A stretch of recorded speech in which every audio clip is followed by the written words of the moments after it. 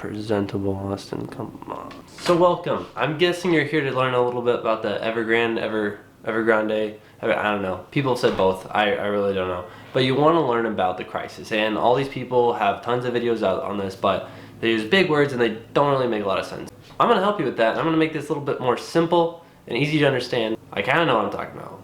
Kind of. So come with me.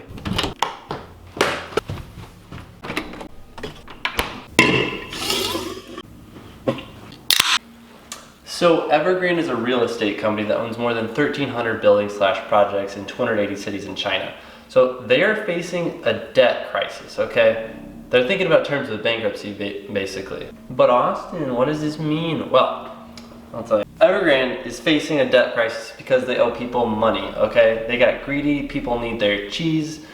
And the way they make money, well, they create capital, which means they fund their projects by selling bonds. And bonds are just basically pieces of paper that say, let's say I give them $1 million, they're gonna pay me 6% back every single year that I hold that bond, okay? And so they've created billions of dollars worth of capital like this. So I give Evergrande my money, and in return they give me 6% back every single year. And that sounds awesome, right? See, now that sounds awesome because what, you give your bank the money, they give you 0.02% interest back every year, which sounds good. I guess it's free money, but it's basically nothing. So if I can give my money to that company and they'll give me 6% back, well, I'm all for that. But you have to pick the right company.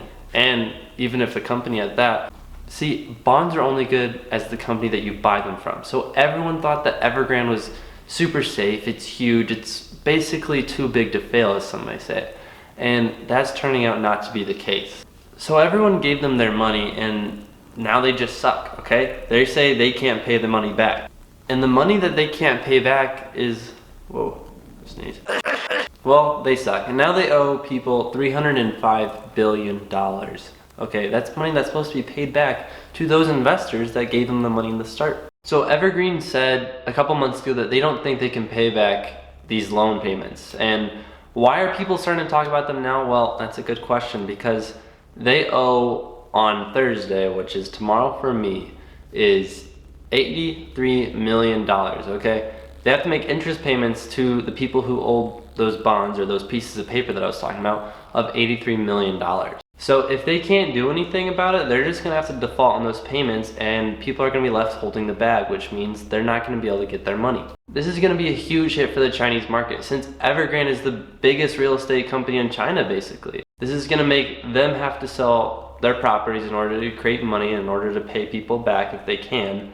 Otherwise, they're gonna have to go bankrupt. And since they're gonna be listing all these things on the real estate market, that's gonna make the other prices go down because the supply is gonna be up. They could almost tank the real estate market in China by themselves if nothing happens. And this is also gonna lead to millions of jobs being lost because of all the construction workers and contractors they have to hire besides their employees that they have themselves. So why does that matter to us, really?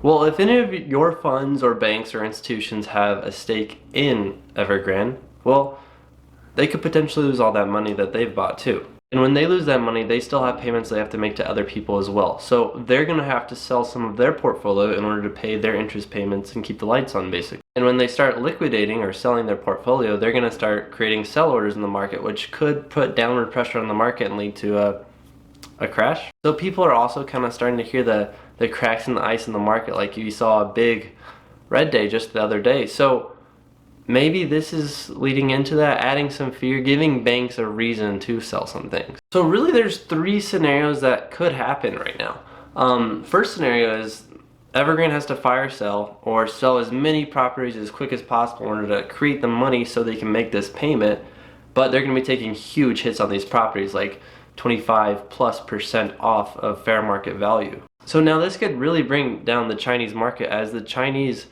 their wealth is accumulated by 78% of real estate. Now the second scenario, China just lets this fail, okay? So everyone loses their money. It's a pretty easy scenario. It's not a great scenario, but it could create some turbulence in the market. Now the last scenario is China could bail this company out. So it's not really in their policy as things that they do, but they could easily start and turn that into a state-run business. We're seeing lots of protests right now. People are upset. People are losing jobs. This is not a good situation in China.